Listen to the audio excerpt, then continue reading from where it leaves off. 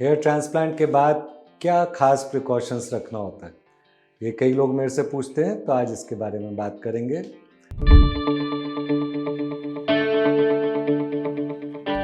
मैं doctor Arvind Poswal, doctor age clinic, Delhi, India से। तो जब हम हेयर ट्रांसप्लांट के बाद प्रिकॉशंस का बात करेंगे तो दो हिस्सों में बांटेंगे। एक तो वो एरिया जहाँ पे कि ग्राफ्ट लगाए हैं, जिसे कि रेसिपिएंट एरिया कहते हैं, और दूसरा डोनर एरिया। तो पहली चीज़ क्या होगा, हेयर ट्रांसप्लांट जैसे आपका हुआ, चाहे एक दिन में ख़त्म हुआ चाहे 2 दिन में ख़त्म हुआ, तो उसके बाद आपको बैंडेज लगेगा। यहाँ पूरा सर के ऊपर बैंडेज लगाने का है।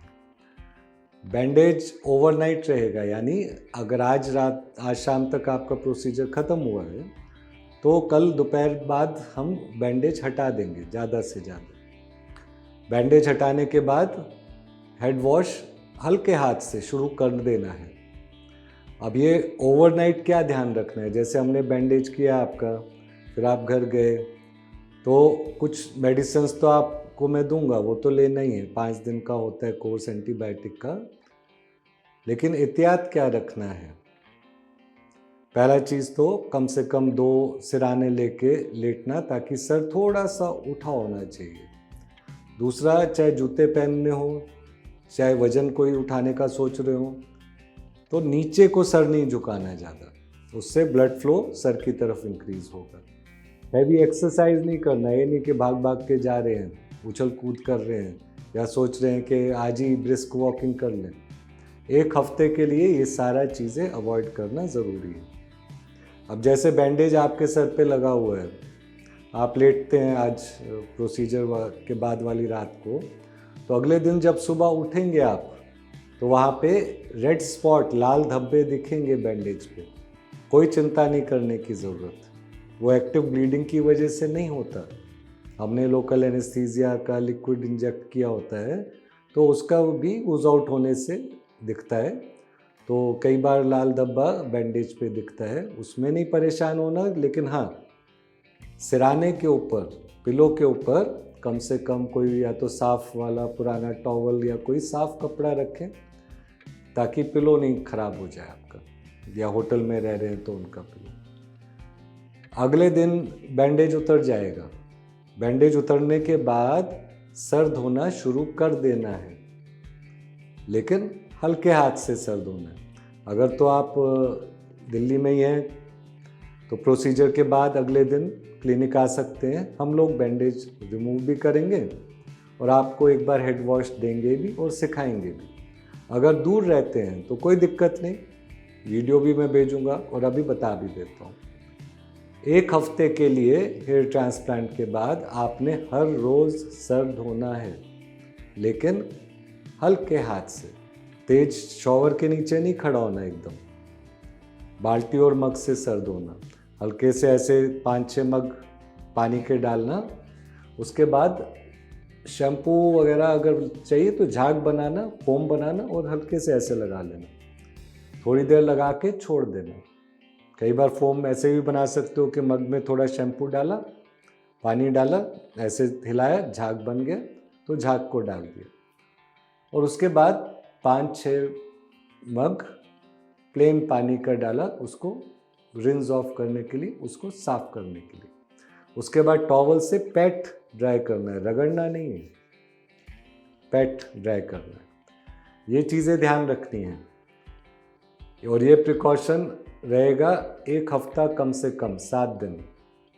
8-9 दिन करना चाहें कर लें, लेकिन उससे ज़्यादा नहीं करने की ज़रूरत। दूसरा प्रिकॉशन रखना है कि भाग दौड़ नहीं करना, एक्सरसाइज नहीं करना, वजन नहीं उठाना, जिम नहीं जाना, मॉर्निंग वॉक भी अगर ज़्यादा जल्दी करते हैं तो वो भी अवॉइड करना। 8 दिन बाद ये सब चीज़ें आप कर सकोगे।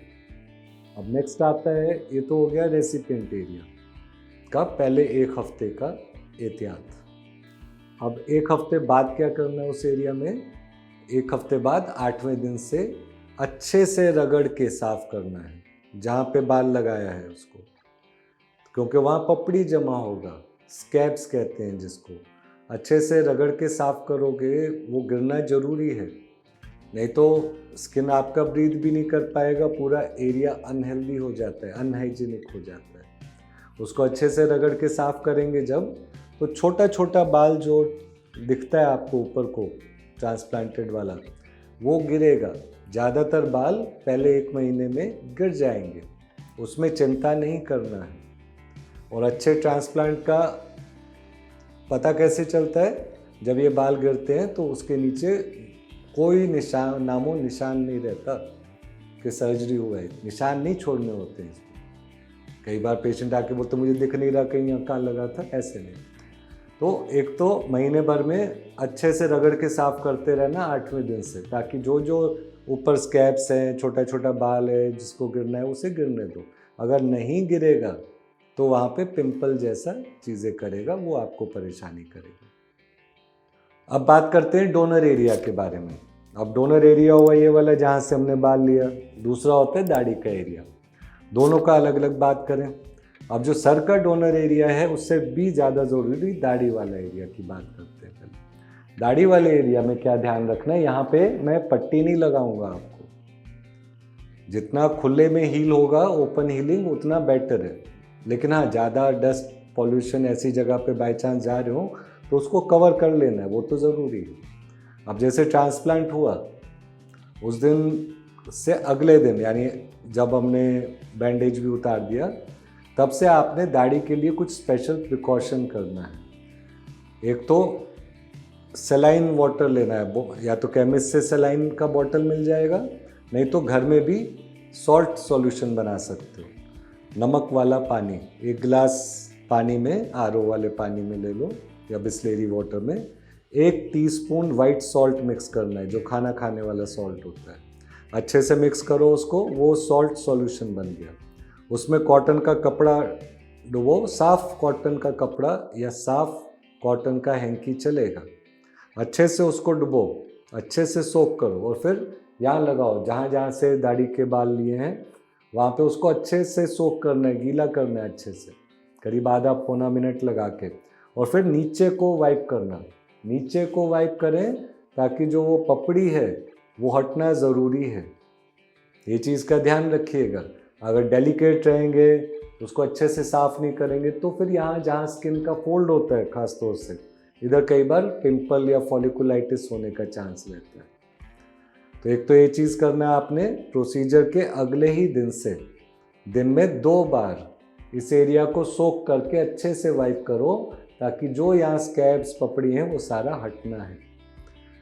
इस तरह से 3 दिन करेंगे और चौथे दिन रेज़र से शेव करना है दाढ़ी वाले एरिया को।